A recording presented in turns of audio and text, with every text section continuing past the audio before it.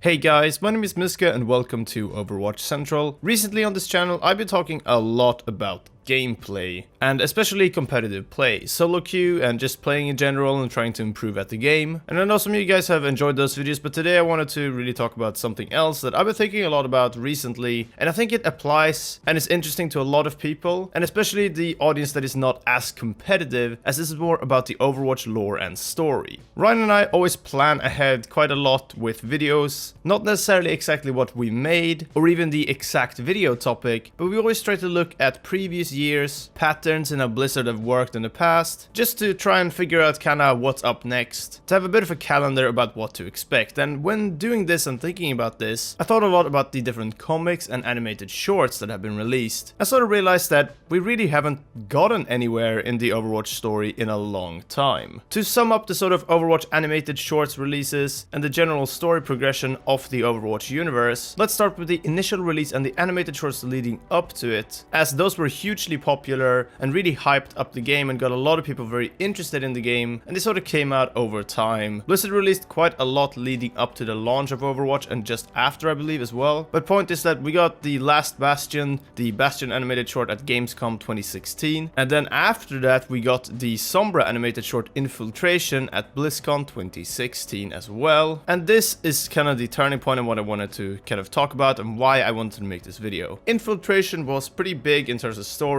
It was a really good reveal for Sombra as well. We got a good idea of what Sombra's abilities were like, what the character was like, what the universe was like, and leading up to that, of course, the dreaded Sombra ARG, which is, was a questionable decision by Blizzard. But either way, it was very exciting, and I think they got a lot of people hyped for certain heroes and for playing the game, and it really felt like all eyes were on Overwatch around that time too. Later on with the Orisa release, not much really happened, and a bit between the Orisa and Doomfist release, we even had Jeff Kaplan come out and say that Blizzard and the Overwatch team were hard at work with the animated shorts season 2, as at least Polygon called it. Jeff Kaplan talked to them and said that they had plans on other animated shorts and so on. He said that their first season started with Recall, the Winston short, and ended with the Last Bastion. And it's interesting that he says that because the Overwatch animated shorts that were released before then were actually 6 of the 8 animated shorts released a total. Since this interview where Jeff Kaplan said that they were kind of starting the second round of animated shorts, only 2 have been released. One at Gamescom, the Rise and Shine May short, and of course the Honor and Glory short we saw at BlizzCon 2017. Now, I'm not here to complain about the lack of animated shorts overall. It's not so much that I feel like is a little bit disappointing. It's the fact that it doesn't really feel like Overwatch is moving anywhere in that way, at least when it comes to the whole universe and lore. And on top of that, with kind of few changes to the game, at least compared to the sort of first year, I've really had the feeling a lot of the time recently that Overwatch is not moving that fast or really moving anywhere right now. And as much as it is awesome to have Brigitte added and so on, and a little bit of background on who she is and all that, it feels like we've been at a little bit of a standstill for too long. Now, the reason as to why I think this is important is because if you think about the game's lifespan and games that stay active and popular for a long time, it's often games that get either a lot of gameplay updates sort of weekly almost. A very good example of that is kind of Fortnite right now, which seems to get updates pretty much every week, just to bring something new to the table for players to try out. Or it's games that have these sort of expansions and bigger releases planned. It's not just MMOs that work with expansion ways, but also just a lot of other games. But with Overwatch, it's the seasonal events, right? That's kind of what's meant to bring people back. But with the repeat of that and no progression really in the overall story or any sort of major updates that wouldn't just change the game but the sort of theme of it, the story, maybe add a hero as well, those sort of huge updates that are almost expansion-like are just kind of non-existent right now. It's a bit of a shame, something we've talked about before and something we've also kind of mentioned to various just Blizzard folks here and there, and I do hope that it is something that will change, because what really happened with the Overwatch story, it just seemed to kind of fade away, and I feel like there's a lot of potential there. Hopefully the next Uprising event can bring some more clarity and maybe work as a sort of start to a new chapter in the Overwatch story rather than look at something that has previously happened, as I think that would be exciting for the game. Hopefully get some more inactive active players to come back to the game. Not that Overwatch is lacking players at all currently, it's still very easy to find games and the community is still very active